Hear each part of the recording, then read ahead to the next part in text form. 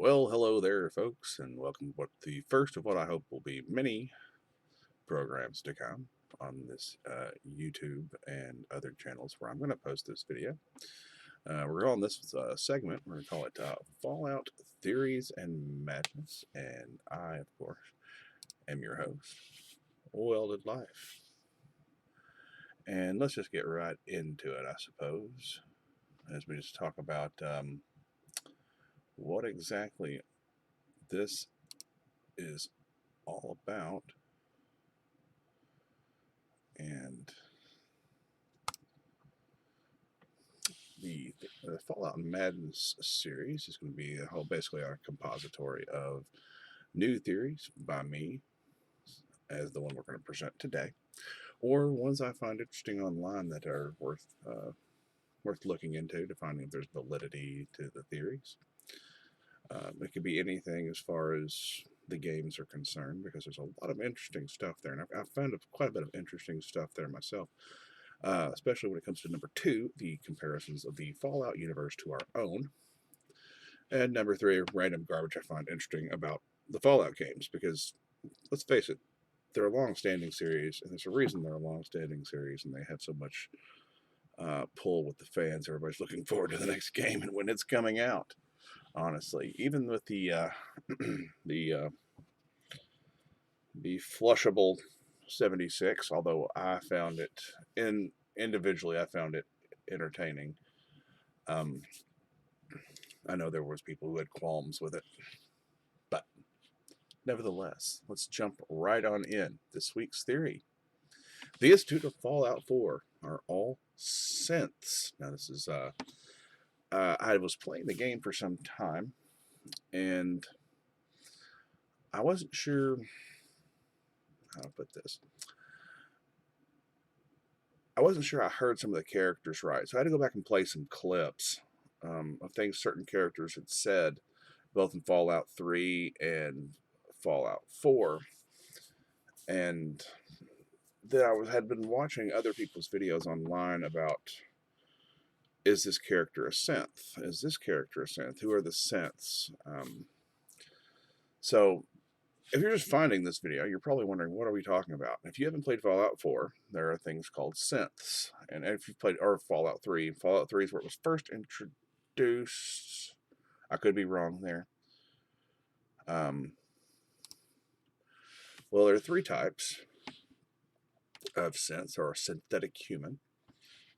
The first is a Gen 1, or first generation synth. They're skeletal robots that you see there in the picture there on the right. There's not a lot to them, just a bunch of robotic looking parts. They're not, honestly, they're creepy looking. They're very, very skeletal. There's just nothing to them. There's nothing that makes them look anything less than a robot. Then there's the second, which is the more advanced. They have more of a human-like shell. They still look, they're still obviously not human. They're very, I don't know, Data from Star Trek looking in a sense, as far as their shell. Now, I know this is not the greatest picture in the world. I do apologize. But you can see the lines there along the chest plate and the stomach plate, and as well as around the arms and legs for their shells, which is synthetic skin that was put on them. They still have limited capacity as to what they could do. And the Institute finally come out with the Gen 3, or the human-like. Of course, there's other. This is a Fallout 3 picture. As far as this is where you get your introduction to the railroad with the character that's there on. Not just spoiler alert. There's a railroad character at Rivet City in Fallout 3 that you run into in this quest for Dr. Zimmer, the older gentleman on the right, versus what's his Harkness. Not Harkness, I think is his name. I'm bad with names. On the left. Now, Zimmer, the one on the right, is actually looking for the man on the left, who he claims is a synthetic human, or a android, is what he calls him, I believe. As you go hunt him down and figure out who he is, since he may have, quote, changed his face. The Gen 3s are created created from human genetic material. Spoiler alert. Yeah, there are spoilers. So, but I think at this point, if you haven't played the games and don't know this stuff, well, I have nothing for you. It's 2021. Yeah. But at any rate, you look at these guys, and of course, one of them, he's older, he's aged, but they're made from genetic human material, which means they're clones. Okay. And of course, we talk about, they all have implanted in them, or as is mostly believed, all of them have this little synth unit in their head that allows them to be plugged into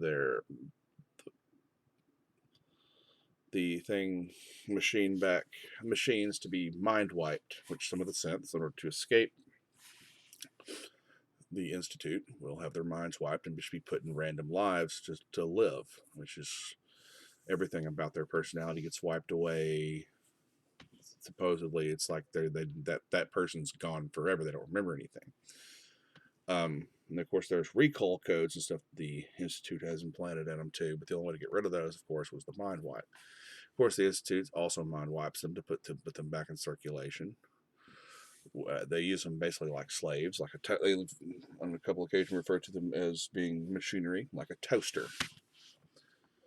You don't ask the toaster, you tell the toaster, make me toast, or press the appropriate buttons, make me toast. So it's a very good. I'll say good. I mean, it's a very strange dynamic as the way they treat them, and when you get into the lore in the actual Institute in Fallout 4, when you get there, and you look into how they treat them, how they look at them, and the way the head of the Institute, Father, has laid out the reasons for calling them synths versus other names they had for them in the past. It's basically a way of keeping them isolated. It's basically a way of keeping them in one tier instead of letting them climb out of their. There's no upper momentum. They're stuck where they're stuck. So where does this leave us? And what is the driving force in this theory? Well, let me say that I'm going to show you a slide here from Dr. Amari in Fallout 4. There's a quest you go on for the robot Curie where she wants to become human. And she obviously, as a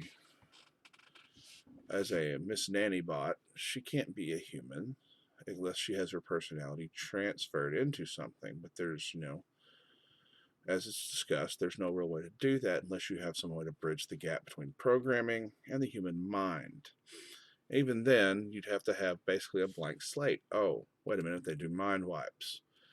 And it's even discussed how sometimes mind wipes go bad for the Railroad, as well as for the Institute. They have botches where they fry the brain of one of these poor Gen 3 synths before they just go ahead and just get rid of it, and they just destroy it. Or kill it, if you will. That's basically what they do. But it was something she said in that conversation that I was listening to. And after having, watched multiple people play Fallout 3, talking about who's the synth, who are synths, when it comes to that synth unit in Fallout 3, because Zimmer, we'll get into Zimmer and how he plays into that here in a minute. But you find out Zimmer has a synth unit. He's a synth, hunting synths with his synth sidekick that he shows up with, his little bodyguard. And you have, of course, Harkness, who has a synth unit. And they hand you a synth unit. And there's the doctor you have to go find out who the synth is. In Fallout 3, I can't remember, Pinkerton is his name, who's really bragging about how he did the reconstructive surgery. Now, he's one of those ones that's immortal characters. You're not allowed to actually kill him in the game. But if you force kill him in the game, you find on his inventory that he has a synth unit. Which means, theoretically, in theory, that would mean that he is a synth. Now, I know that doesn't stand up to lore because he's not technically killable, but Bethesda does things for a reason. Which is why Excuse me. That's right. When I show you this comment that made by Dr. Amari, we really need to analyze this. All right. Amari says to you, to be clear, it may not work. She's talking about the mind wipe. But some synths have cybernetic enhancements that interface directly with their brains. Now, you can say that she's talking about some other cybernetic enhancements. But the synths having something that interfaces directly with their brains, that is actually has to be referring to the synth unit, because that is the component they use when they're doing mind wipes. But she's saying some of them have cybernetic enhancements that interface directly. Not all of them. Wait a minute. Y'all catch that? Some synths have cybernetic enhancements that interface directly with their brains. Not all synths have cybernetic enhancements. Well, that doesn't prove anything. What does Dr. Amari know? I mean, she's only performed how many mind wipes for the railroad? She's only vegetabilized how many? She only knows how much about the Institute. Well, she knows a great deal. The only thing she wasn't ever able to figure out was how to get into the Institute. It's a closely guarded secret. Mostly because all you ever see out of the Institute is the ones they have from the Synth Retention Bureau, the coursers. So how can I validate this? I can't just validate the Institute. This is my theory from the Institute, from the side of the railroad, because you have to have information from the inside. Well, let's do that, and let's talk about what was said by. Let's pick the head of the Institute, Father. He says plenty of that was available, of course, but it had all become corrupted. He's talking about DNA. In this way, because they've been known to snatch people up and abduct them. In this wasteland, radiation has affected everyone. Now, spoiler alert, I'm going to give you a couple, 3 seconds to, if you haven't played Fallout 4, to pause and go play it real quick and then come back, because here in 3, 2, 1, I'm going to tell you a spoiler. When you show up to meet Father, you see that there is a child that you know to be, your character is convinced that is Sean. Well, funny that you see other synths throughout the wasteland look nothing like Sean. Different ages, of course, when you see Dr. Simmer. So basically you're telling me that they can make them look like anyone. And later in the game, you find out other people in the wasteland, in the Commonwealth, are synths, but they all come from other DNA, which means that you may have somebody that looks like average Joe Commonwealth individual that was replaced by a synth, but their DNA would come directly from Father. His DNA was used, and they would manipulate his DNA to make custom synths. But that's the reason they have to use his DNA to do these replacement jobs. DNA with everybody. They couldn't just copy that person and make a clone of them. Their DNA is corrupted. In this wasteland, radiation affected everyone. Keyword, everyone.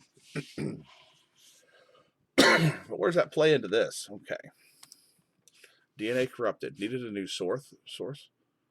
Couldn't use theirs for the Gen 3 synths. They had to get a new source. Why'd they abduct Sean to begin with? They couldn't use theirs for the Gen 3 synths. They're in a vault, so to speak. I know it may not necessarily be radiation proof like the vaults that were not experimental vaults, like the one whose door didn't shut properly, that you find in Fallout 1, where you end up with the city of Necropolis. Sorry, it's another spoiler alert. There's going to be a lot of those here, so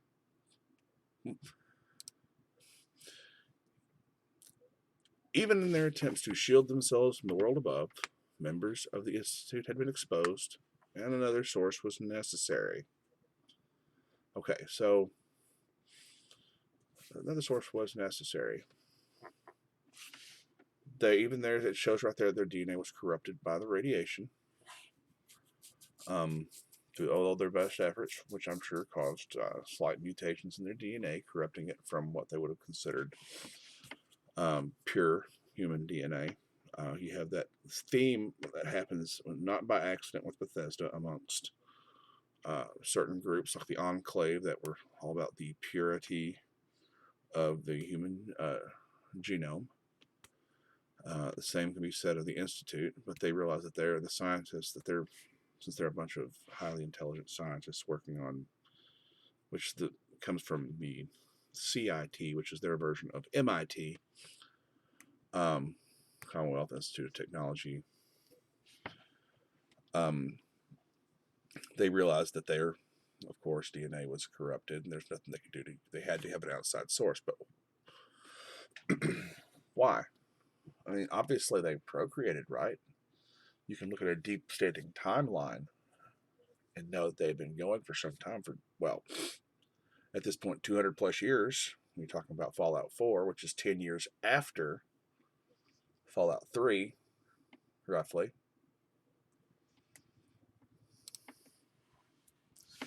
There is clear need for DNA, but why? What's the problem? Okay. Have you ever noticed a lack of children? You don't see a whole lot of children. You know, how many in Diamond City? You see 3 or 4 running around? Not a whole lot of them. How many in the entire game, New Vegas game? Apart from, obviously, in Fallout 3, where you find a little lamplight. Now, a little lamplight, of course, is explained by the fungus they eat absorbs the radiation. And it's safe for them to eat, and it's not something they like, but it's something they can eat and get sustenance off of, and it sustained them, you learn.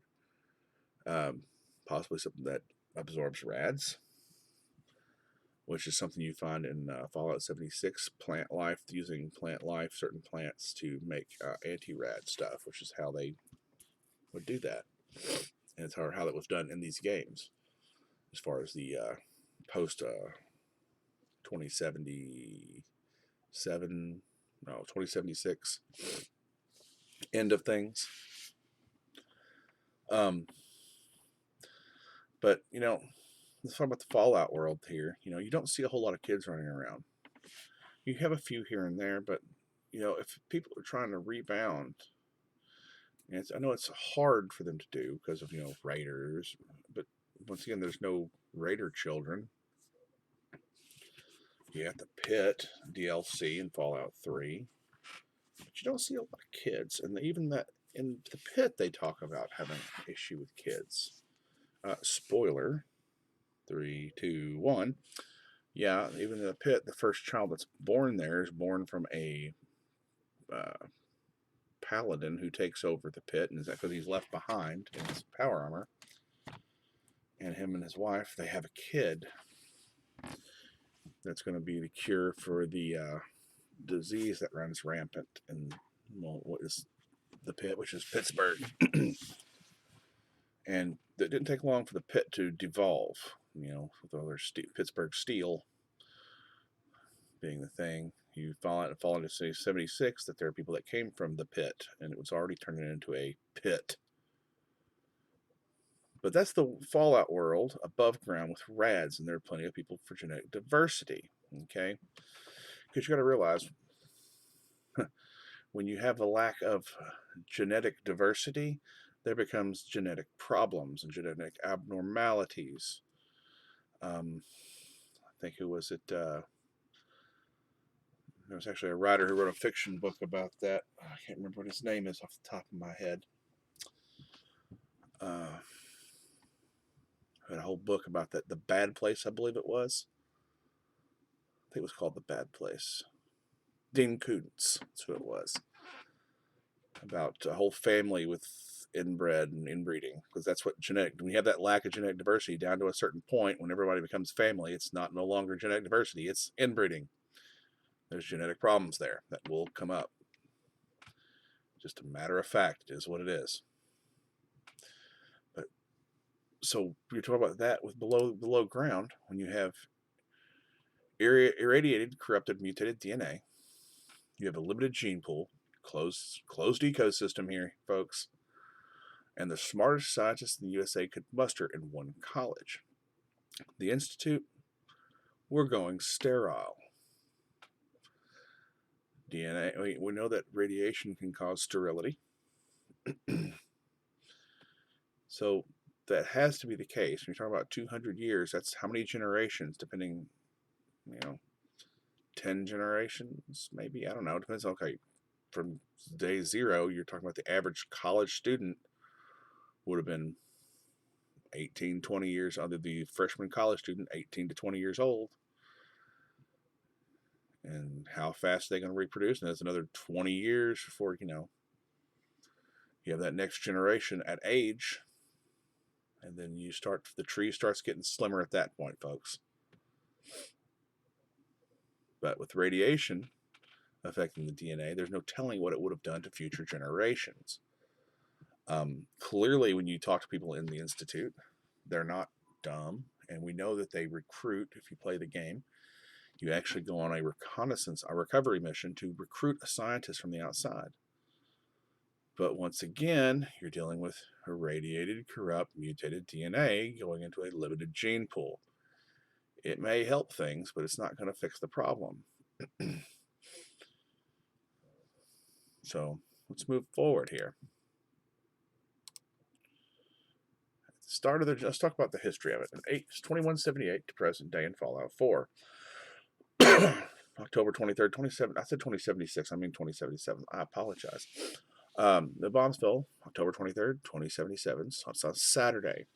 Well, I don't know about you, but when I went to college before I dropped out, and then went back to a community technical college to get my associates in welding technology, hence my name. I wasn't at school on Saturdays. You were not likely on a campus to have a Friday class. Most students didn't want to have a Friday class. Anything on Saturday on campus, that would have been recreational stuff. They wouldn't have done Saturday class. Now, of course, we know that there's a lot of differences in that universe and our own, but Saturday's pretty well a standard. It seems like pretty well a standard between the two. Saturday's party day, or time off, if you will. Most likely there were few students and faculty on the campus, and looking at stories of people hurrying into vaults, they probably wouldn't have made it. So that shows you that there weren't going to be a whole lot of people on campus, other than like faculty and staff. And I wonder if they let any of the janitorial staff in, or did they lock them out when they tried to barricade themselves and shelter themselves and shield themselves in the Institute? And did they have? I mean, when you go through the Institute, there's no way in except for via the teleport. Oh, spoiler alert! I guess it's a little late for that now. Teleporting is how they get in and out. How did they get that down to where it is? We don't know how far below the ground it is. Although that's a pretty good video for the future. See if we can figure out how far down it is. And it doesn't look to be very big. I mean, you can't go through every door, but it doesn't seem huge by any stretch of the imagination. And this is part of the reason I say, they're adding on and building onto. You find an old wing that you come through when you break in and and all this stuff. This is also reinforced. You look at there's old wings shut down that they're not using anymore, which means their population is dwindling. This once again reinforces the theory of limited genetic diversity. But that isn't all. Like I said, there's a mission where you go and secure a scientist Institute's been watching and feeding him information. They're kind of grooming him from the side, from whatever. And it's hard to get him to come along, but you either do or don't. And so they do recruit. Ultimately, they do not like surface dwellers. This can be noted by their comments in game when the sole survivor passes them. Nor do they get a lot of traffic from topside, much as the children you encounter marvel at your appearance and your smell. Yeah, and your smell. They do that too. They seem ultimately happy to see you because you come under because you're kin to Father. Father is Sean. Sean. Told you there were spoilers, right? Okay. Father is Sean. He's all old. You were in a freezer. You were a meat sickle for quite a while. And of course, you have all the theories about you were actually a synth because of some of the stuff that's in the Institute computers that you can read about physical abilities, reaction time, things you're doing before you even pick up the Pip-Boy. That's a story for another one. That's actually one. I may put that in later. On the edit. Father. But then the Institute found me. After discovering my records from Vault 111, an infant frozen in time, protected from the radiation-induced mutations that had crept into every other human cell in the Commonwealth. Well,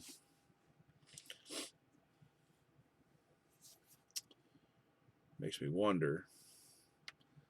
Every other human cell in the Commonwealth, a high dose of radiation for those in the Commonwealth, and I would say inbreeding in the vault, safely to say. And at what point that became a problem, who knows? And I say less radiation, more inbreeding with the Institute, because we already found out that there was a lot of shady practices going on in not just the Commonwealth alone, but everywhere, where you find toxic waste dumps everywhere that when you get near them, you pick up rads. So people weren't sheltered from the radiation. Even on a day-to-day, there was bad things going on all around. But magically, it's become a problem. But magically, Father's DNA here, Sean's DNA here, is perfectly okay. Infant time protected from the radiation-induced mutations that had crept into every other human cell. That's not true. He was an infant. That may be the difference. But they also call you the sole survivor the backup, as in yours had not been manipulated by radiation either. So to say, well, as an adult going out to your day job and in passing these questionable sites where they had been illegally burying their toxic waste. Yeah, see what I'm getting at there, folks? Okay, good. I was exactly what they needed. And so it was my DNA that became the basis of the synthetic organics used to create every human-like synth you see today. They're all family to him. They're all clones with their DNA slightly altered to make them different, if need be.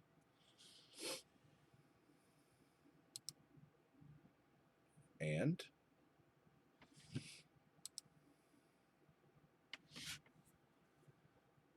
I'm their father.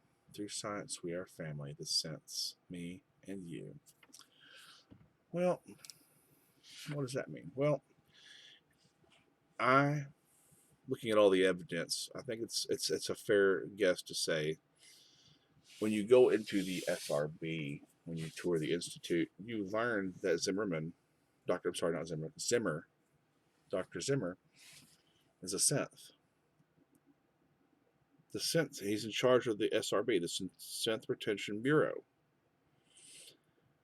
Now, given we already know that they treat synths like appliances, they're not people, they're not humans, they don't have the argument of they don't have the argument is that they don't have souls, and they're not hearing any of the philosophical arguments, which is terrible. considering when you go to meet them, they don't. Some of them don't even realize they're synths, and they just act like people because they are, in my opinion. Some would argue that because they're created in a lab and not through means of human reproduction, that they're not entitled to the same rights. I would disagree.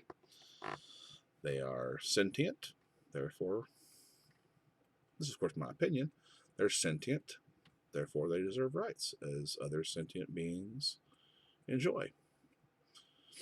Now, but in seeing that, why they don't, it's not a, it was, it's, you, if you walk around the Institute, you can find that there is an instance where you see a synth being accosted by an authority figure, asking them why she was on a computer. Oh, I just saw it was logged on or something. She says, I wasn't trying to be on there to do anything. Da da da da da. You aren't allowed to be on a computer. Do you need to be mind what? Reprogrammed? Do you need to be basically threatening her life? And she, of course, backs down, being the downtrodden group there within the walls of the Institute, and oppressed, if you will. She backs down. They're not supposed to have you on the computer. They don't have any authority.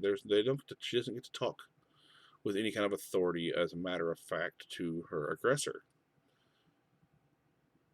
She's a tool to them. Nothing more to them. So why would a synth, you go back to the slide, the man there on the right, Dr. Zimmer, be in charge of the Synth Retention Bureau, which is where they go out and hunt the runaways, like the man on the left? They wouldn't. They don't even mention that he's a synth. There's no dialogue options for that. You can learn that ahead of time, and there's no dialogue options for that. Once again, Bethesda does things intentionally. And I think this is probably one of the big clues that they put people into a life, and you see that over and over again as a theme in Fallout 4. And they don't even often know that they are synths. They're just there until a trigger phrase is spoken, as you learn that they have trigger phrases or code phrases. And with Sean, the child Sean synth that you find in Fallout 4 and Harkness, there's a different codes that can speak to them, and it basically deactivates them, triggers their memories, things of that nature. Whatever they program that trigger word to do. But they don't put them in positions of power. But of course, Zimmer went on a special. He left the Institute on a special mission to track down the head of security there on Rivet City. There, Harkness. I may be saying that wrong. If I'm wrong, I'm sorry. So why is he in that position? And why is it never mentioned? Well, what if some synths don't have cybernetic enhancements because they're meant to think they are the next generation? What if synths do in fact age because they had been working on it for some time? You know, the problems that they have with the synths age. They have to age. Zimmer's old, right? Sean is young. They're testing all the reactions that a synth would have to past stimuli. That's why you're let loose. You're that Father cuts you loose, and he hopes that you'll find your way to Sean, which he had already had made, and he was testing human interaction to see if a synth could, not to wax philosophical on this, but it seems that Father was playing philosophist with Sean's creation, because there was a lot of people who did not like the idea of making a child synth, probably because it resonated too close to home with, if you could create one that young, why not create a baby and have it grow up as a human? But what if, without these cybernetic enhancements, they would maybe they found a way to make one grow from a a baby. And then you're looking at in vitro fertilization of a sort. And then you have these synths who, after generations of covering it up, only one person would probably know that fact. It would probably be father. That's why he was probably put in charge to keep the secret under wraps, so he could shout down any dissent and keep the control as to what was actually going on. That's my opinion on the whole matter. I think that's what's going on. That's what you have.